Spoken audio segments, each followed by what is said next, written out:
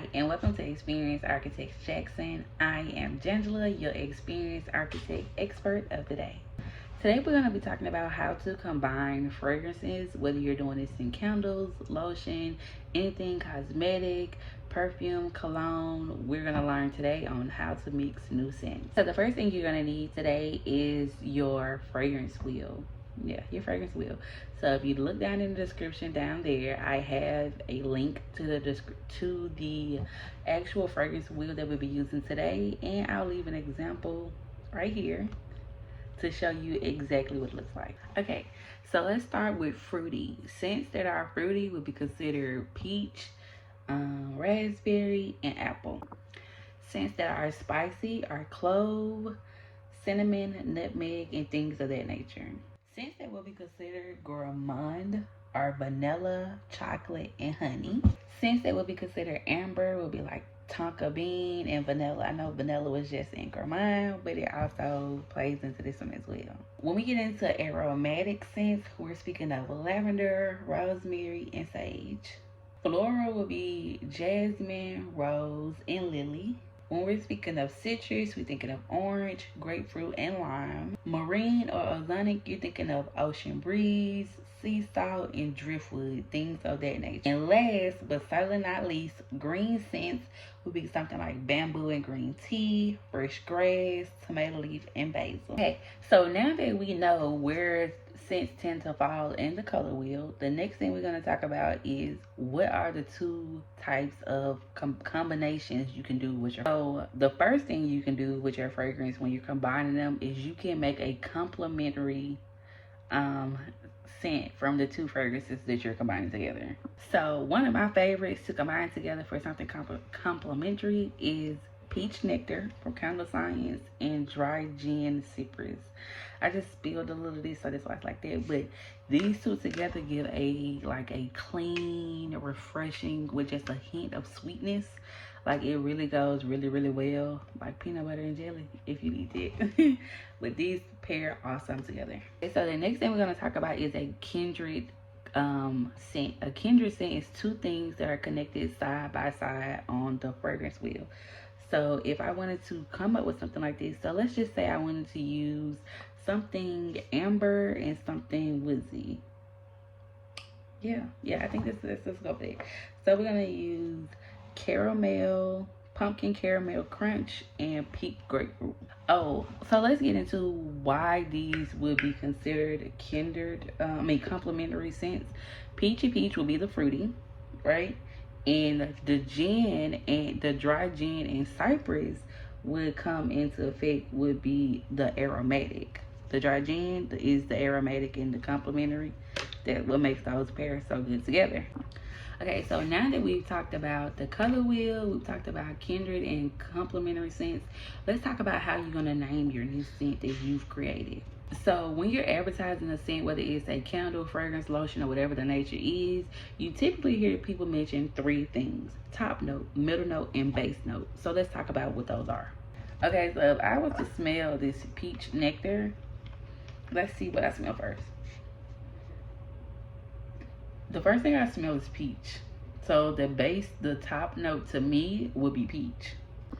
Okay, so tell me what scent you like. I know a lot of people like vanilla. If you want me to come up with a complementary or a kindred scent that pairs well with vanilla or whatever your scent is, comment below and let's get in the lab. I'll be more than happy to make a video just for you, for some of you all in the comments. So make sure you drop those comments in below so that I can give you all the feedback that you're looking for. Your middle note is what you smell while it's burning. So typically when I'm burning this peach nectar scent alone, it smells very peachy, apple-ish. It has like different layers of things. And your middle note is gonna be what you smell while you're burning your candle. So whatever scent is the first smell you smell after you light it, that would be considered your middle note scent. And while we're in the middle of talking about this, I have a recipe card that you can use that's also available in the description. So as you're coming up with new scents or testing out new candles, you can write down everything as you're going along with the process, and that's available all the time. Just click the link below. Your base note, which is the final note, is the smell you smell while it's currently burning, like after after it's burned for a while, or after you put the flame out. So one of the two. So some things that are commonly recognized as your top notes, because they don't last as long, they typically be something that's citrusy or like soft floral scents. Your middle notes it lasts longer than your top note, and those tend to be something like a louder floral scent, your gourmands, your fruity scents, and then your lighter wood scents. Your base notes last the longest, and they tend to be spices, a musk scent, a woodsy scent, or an amber scent. So I saw somewhere on different channels where people talk about differences of how you can get your scent named in your base and top notes, and people come up with all these different methods that they can use, and those methods may work for them depending on what you're making. But if you're making candles, I recommend you making the candle fully. I will burn 3 candles. I would make 3 candles and use those as my test candles. Your first candle will be your control candle, the candle that you don't light at all. And that would be the one that you will consistently know that this is your top note, because you're not going to light it. Your second one will be the one you burn, because you're looking for that smell of why it's burning and then to exhaustion. Right, so you're going to be using that second one to capture in your middle notes and your base notes. Your third candle, what you're going to do is you're going to burn it in a different room altogether.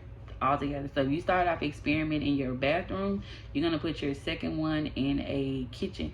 So basically you want to do different atmospheres. If you start off in a small space, you want to go into a larger space, or vice versa. If you start off in a large space, you want to go to a small space.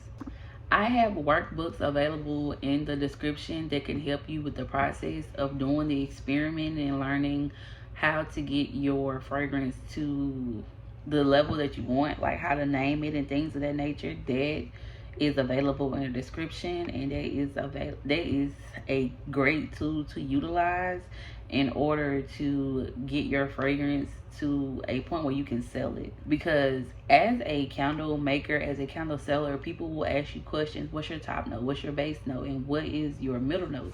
And you, as the maker, have to have the information on hand. So this process is going to help you go from saying, oh, this is a candy apple candle, to being able to say, this is a candy apple candle, and it has the top notes of caramel. It has top notes of apple, middle notes of caramel, bottom notes of vanilla, things of that nature. You'll be able to tell them. And even though it's going to have other scents in there as well, because the fragrances you're combining has their own top, middle, and base notes, you'll be able to specify, hey, this is what I smell, this is how I'm advertising it. And being able to describe your candle helps you be able to market your candle. You have that top note, that middle note, and that base note. You can then say, okay, so this candle really does smell like a candy apple. So I'm going to name this right for the fall. I'm going to name it candy apple green, and you can like dye your candle green or something of that nature. But it helps you to be able to market your candle to anyone by having those levels available. If you have enjoyed this content, be sure to like, comment below. That helps a lot. And subscribe to this channel. More content is coming your way in the near future. I always check the description below for new events coming up, all the supplies that you need. Everything is always available in the description. Until next time, Experience Architects Jackson. We'll be back to you soon.